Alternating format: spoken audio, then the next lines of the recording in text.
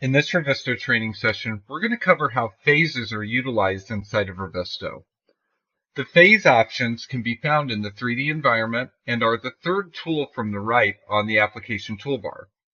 When selecting phases, as you can see, we can choose to look at our different phase options that are coming in from the BIM model.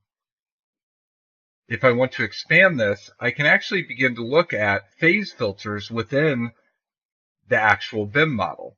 So here I can see everything that was demoed plus everything new, everything previous plus demo, previous and new, as well as the previous options here, and then back to complete.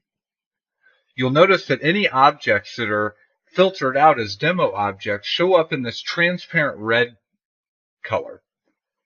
That is so that you can visualize what was there before and what is coming in new, and also control your different phases that you see right here as a whole. This mixture of choosing which phase that you're looking at and the ability to incorporate demo adds a certain level to the communication and collaboration process that was not normally there before.